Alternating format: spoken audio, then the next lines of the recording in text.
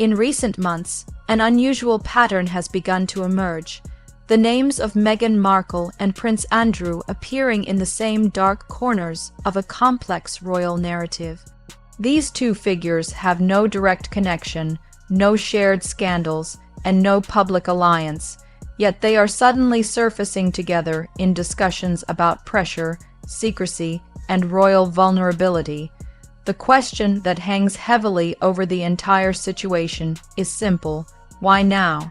And why them? While it is widely accepted that Prince Andrew has made serious mistakes, insiders insist that the real crisis within the palace has never centered on his past actions alone. Instead, the greatest source of panic is his voice.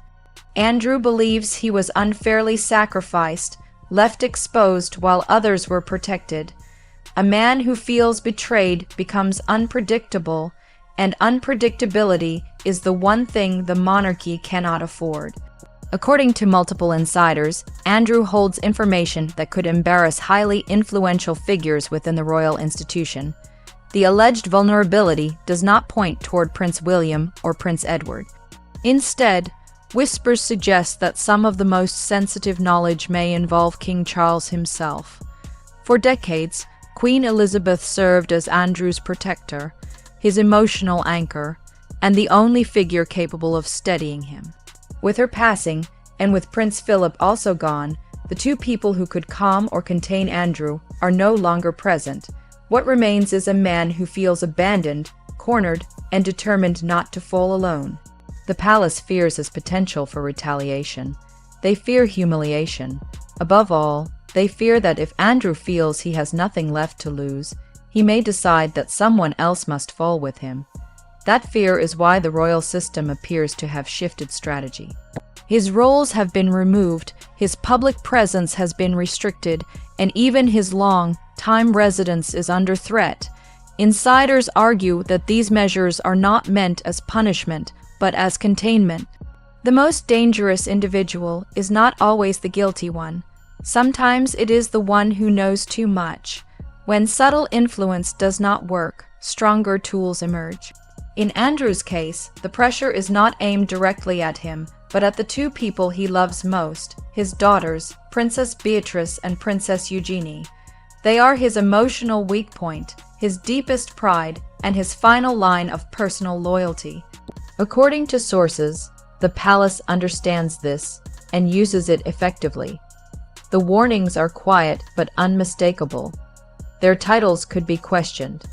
Their status could be reduced. Their private lives could be scrutinized in ways that would be deeply uncomfortable. Even the simple threat of negative exposure is enough to keep Andrew compliant. Financial leverage is another tool.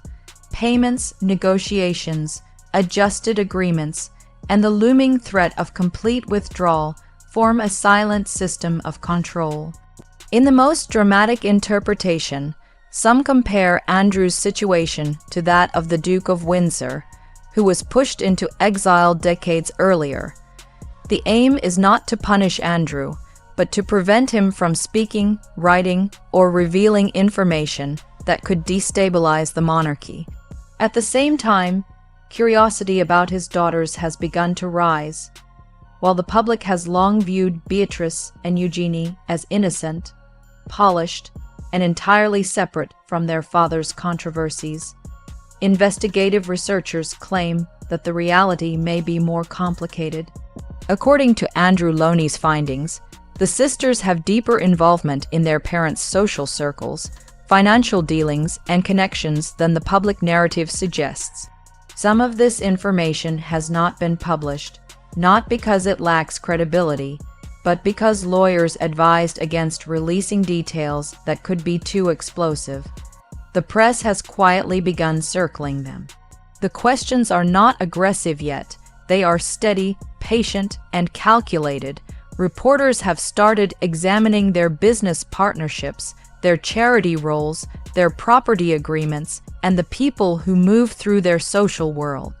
As the palace delays taking definitive action against Andrew, the scrutiny around his daughters grows, giving the institution a powerful method of control. A father may risk his own reputation, but he will not risk his children. To understand how Andrew entered the world that has now effectively destroyed his standing, attention must shift to Sarah Ferguson. Long before scandals and settlements, she and Ghislaine Maxwell were fixtures in New York high society. Social gatekeepers who opened doors, forged alliances, and introduced influential individuals to one another. Sources confirm that it was Sarah Ferguson who first introduced Ghislaine to Andrew, and from there, Ghislaine introduced Andrew to Jeffrey Epstein.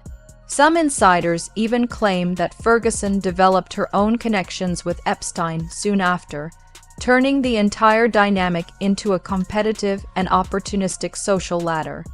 Now, as leaked emails emerge, many believe they originate from Ghislaine herself. She reportedly kept messages as insurance, not to protect Andrew, but to protect her own interests and perhaps to shift attention toward him and away from other, far more powerful names. Ferguson, meanwhile, appears energized by the chaos. Her public behavior suggests that dramatic narratives give her relevance and sympathy.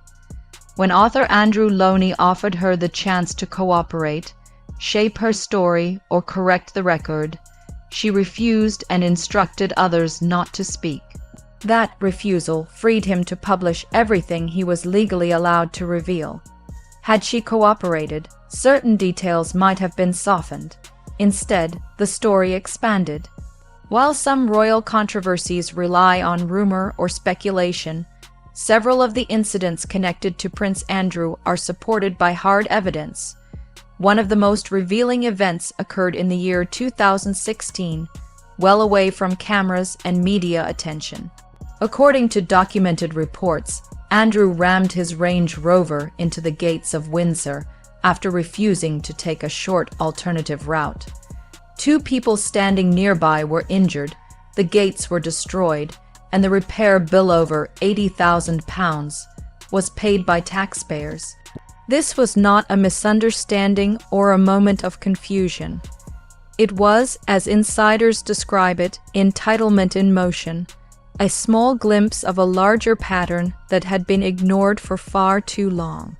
Additional accounts from within the royal estate describe bullying, shouting, and mistreatment of staff, behavior that allegedly extended into his time as a special trade envoy, a government-funded position where his conduct repeatedly embarrassed the office and undermined public trust. Legal experts argue that there are real grounds for charges: misconduct in public office, abuse of duty, and destruction of property. These are not theories, they are legally recognized offenses. The only remaining question is whether law enforcement has the courage to act against a senior royal. For generations, members of the royal family were treated as essentially untouchable by the justice system, but public sentiment has shifted. People are no longer willing to accept that privilege exempts someone from consequences. Every resurfaced headline, every taxpayer-funded repair, every new detail contributes to growing pressure on the institution to act decisively. Despite the widespread belief that Prince Andrew has already lost everything, the reality is quite different. He has lost public duties, visibility, and some privileges, but he has not lost his titles, and that is where the next major conflict is forming. Years ago, when calls emerged to strip Prince Harry of his titles, Parliament insisted that such an action was solely the Queen's prerogative. But now, with Andrew under scrutiny, the messaging has become more ambiguous. Parliament claims it does not want to intervene. King Charles suggests it should not be his responsibility alone. Each side is deflecting the burden like a burning coal, unwilling to be the one to make a politically explosive decision. Outside the palace walls, however, public opinion is thunderously clear. Polls show that more than 80% of the public believes Andrew should be stripped of all titles and removed from his residence at Royal Lodge. Other monarchies have made similar decisions in recent years. Denmark, for example, removed princely titles from several royal grandchildren. British royal history also offers a precedent: exile. When a royal becomes too embarrassing, too disruptive, or too dangerous, distance has traditionally been the solution.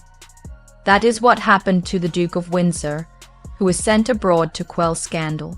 Today, similar whispers surround Andrew. Some sources suggest Spain, others mention Switzerland or the Middle East.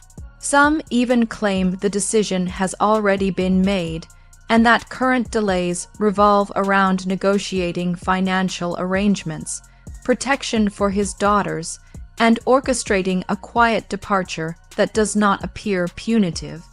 Yet this unfolding crisis is not solely about confirmed wrongdoing.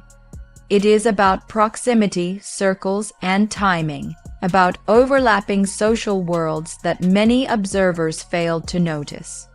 Long before Meghan Markle entered the royal family, she existed within the same social spheres as Princess Beatrice and Princess Eugenie. They shared mutual friends, stylists, New York connections, and even appeared in the same places at overlapping times. Photographs show them posting from the same venues. Their travel schedules intersect. Their friendships align. There was also the Jamaica wedding of Tom in Skip, where Meghan arrived on a private plane allegedly linked to billionaire Ron Burkle, while Prince Harry flew economy. Virgie and Eugenie were present, and Andrew was believed to be nearby, yet later, Sarah Ferguson publicly claimed she had never met Meghan until the royal wedding. That statement does not match the timeline. Additional claims complicate the picture further. One separate source alleged that Meghan was seen with Prince Andrew at a Toronto hotel years before her relationship with Harry became public. She did not stay overnight, but the encounter reportedly occurred. These details do not prove a conspiracy. They do, however, raise questions about familiarity, introductions, and the selective memories displayed by certain individuals. According to author Andrew Loney, these overlaps are now under deeper investigation, as many of the same people, places, and networks, Oho House, Burkle Circle, and multiple recurring names, appear across the worlds of Meghan, the York sisters, Sarah Ferguson, and Andrew. What makes the situation especially volatile is the presence of thousands of leaked emails said to be held as insurance.